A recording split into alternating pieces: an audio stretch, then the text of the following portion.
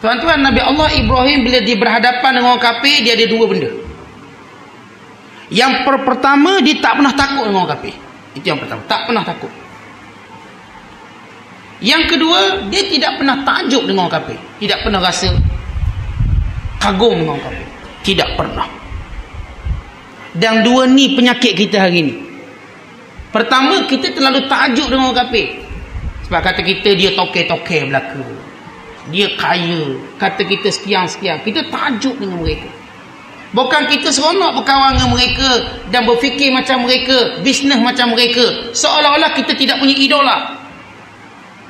Bukan ramai mana atau bukan sedikit orang Islam yang bercita-cita nak berfikiran macam orang kafir dalam bisnes.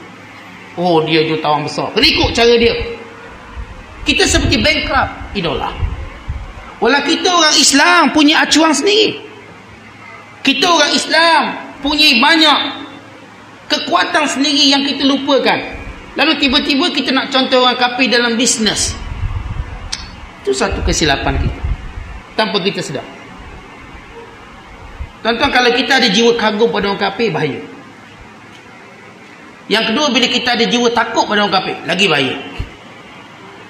Sebab itu Nabi Ibrahim, walau dia seorang, berhadapan kaum dia ni, negara kafir, dia seorang, apa dia ada? Berani. Apa dia buat? Berhadap habis, hancur.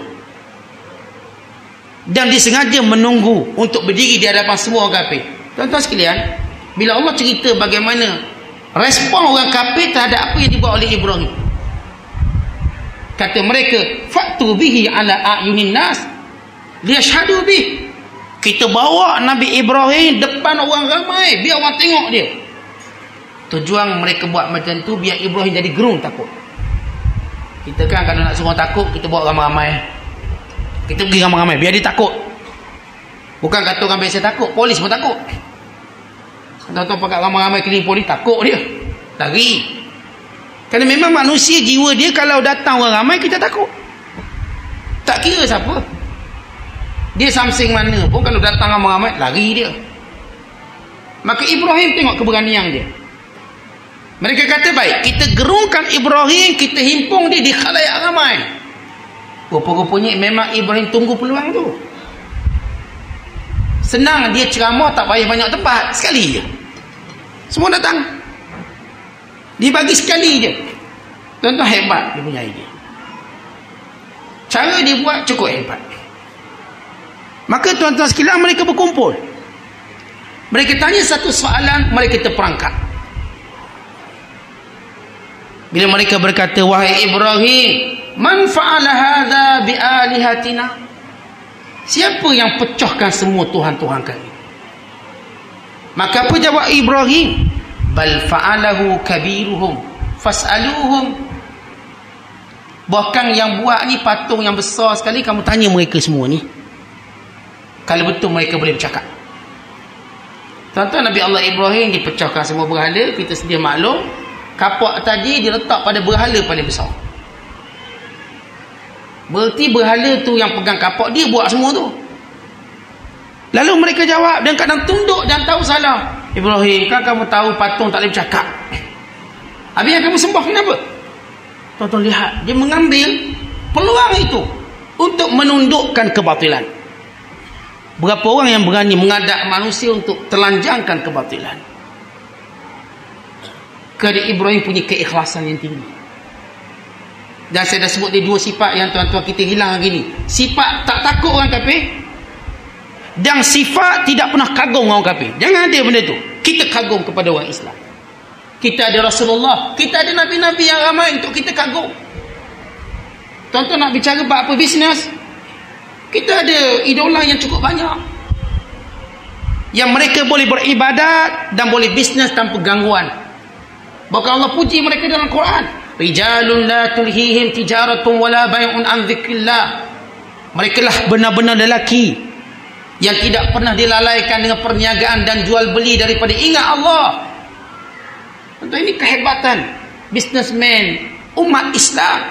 Walau bisnesnya berjuta, tidak lupa Allah, ingat Allah, menjadikan mereka jutawan-jutawan yang budiman, yang tawaduk, yang berakhlak, sumber kebajikan bukan sumber kemuliaan umat. Kerana itu bila mana tuan-tuan, kalau kita tengok dalam budaya masyarakat kita, saya tak kata semua, kadang-kadang kita naik kereta bawa anak-anak lalu rumah berhala, jangan tengok, takut nanti mengigau malam. Kita ajar anak kita takut dengan patung berhala. Ada setengah kata, bahaya patung-patung ni, takut. Bila puak-puak kafir buat rumah berhala kecil, kita takut, sepak-sepak kan nanti bengkak kaki, kita takut. Tuan-tuan dengar jawapan Ibrahim.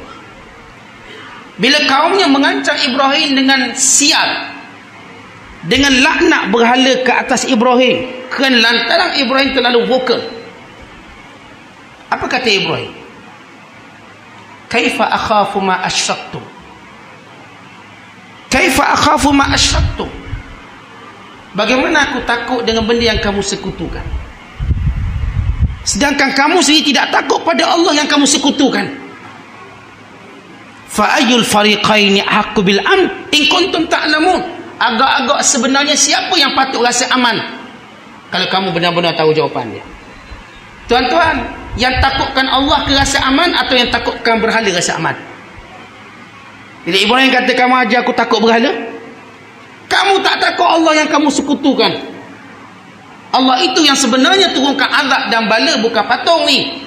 Aku tak akan takut sekadar patung kamu, kerana kamu sendiri tak pernah takut Allah yang kamu sekutukan. Ma'lam yunazzil bihi sultana, sedangkan Allah tak pernah beri izin kamu semua berhala. Fa'ayul fariqaini ahqqu bil amn. Itu tuan-tuan kita kalau lalu kat patung, jangan takut. Nak jentik dia pun jangan takut. Nak sepak pun jangan takut. Kan ini ialah golongan yang sebenarnya melakukan perkara yang berhak dia dibalai oleh Allah. Tapi kita, saya katakan, ada sifat penakut. Kalau rumah sebelah rumah berhala sikit siap, anak demam lah, bapak demam, mak demam, penakut. Patutnya biarlah dia demam. Biar tuan-tuan orang kafir duk jirang sebelah kita yang duk sembah tok pekong tu, biar dia demam. Ni tak, kita demam, lemah je kita. Sebab apa? Dalam diri kita ada letakkan ketakutan pada benda tu. Patutnya mereka yang patut rasa azab tu.